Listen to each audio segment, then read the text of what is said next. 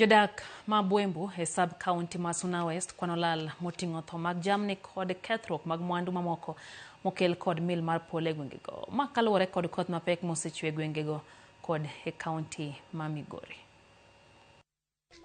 Kada bed ni koth en wuon chiemo kendo sechego ma obiro oganda mathoth mor kuom jodak e gwego mag Bwembu e sub-county ma Suna West, to sani okelo luoro kaluwore kod mil mar polo mosebedo kakelo midhiero mopogore opogore e gwengego e kinde ka kinde. Wadak gi luoro makata ka koth biro to moningo kiringi ya daleni idhi pond ka ng'ato to kumidhie ni chalre gi kamiaye.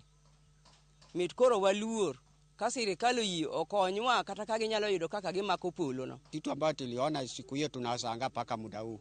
Tunaomba wa serikali tusaidie hapa kijijini. Tuna shida kweli. Polonyo biro miyo nego jamni owang'o udi kendo okelo luoro ne jodak ma Suna West hasa Bwembu area. E chakruok mar juma ni mil polo mapek ne onende gwengo mag Bwembu kendo ne okelo lal mathoth moting'o wang' mag moko kuom mwandu, tho mag jamni kaachiel kod kata hinyruok mag moko kuom oganda. Gima neno ni pok aneno. Gik moko nyokethore e kijicha ka. Dhok otho ka dhok ariyo. Gik moko wang' ka gwen owang' dalani. To koro gima lichie miwuoro ni dalani nigi nyithindo adek mani skul. Nitiere mier maromo 5 e gweng' mag Bwembu masani ywago lal mopogore opogore mokel kod mil mar polo. Oda okethie gik moko wang', sanduge no wang' nyakungede, mit kora onge gi gimoro amora, gwenda otho motiekore te. Wan gi midhiero kama wantie ne waywak man ka jotelo moro nyalo konyowa yawa ukonywa. Waonge kaka de watim. Na mabilangeti zetu zingine ziliungua.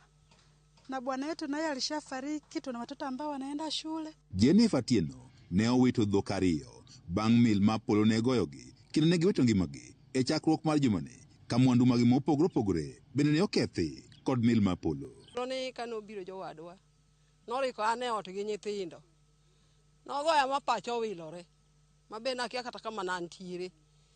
An kane wang'o yepo tapo mna ka ire mawuok e ot. To kaling matin to chi wuoda biro ni mama dhiang' otho. Onge kata kama geng'ora.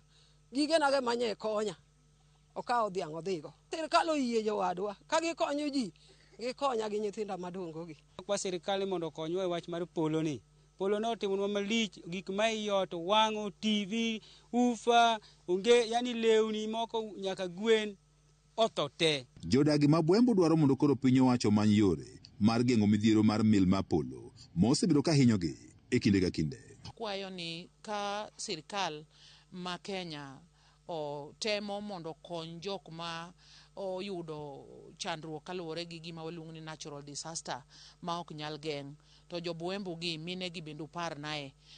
An kaka ng'ama bende osebedo kochung' gi mine e Migori County ka, nya yudo ne gima nongede moko mathin ma mondo giumre go koro koyo kik chamgi. Kinde ka kinde ma koth chwe waseneno masira mar polo no e Suna West ka.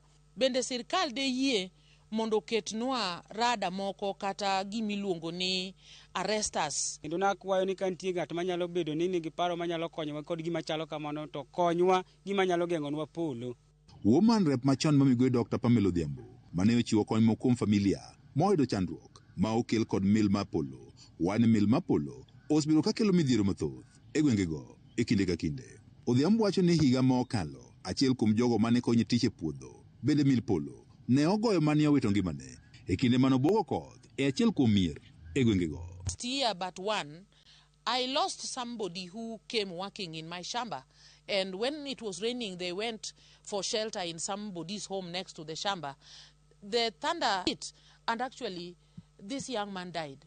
And it is that serious, and it has been happening over and over again. George Juma, Ramogi TV, Migori.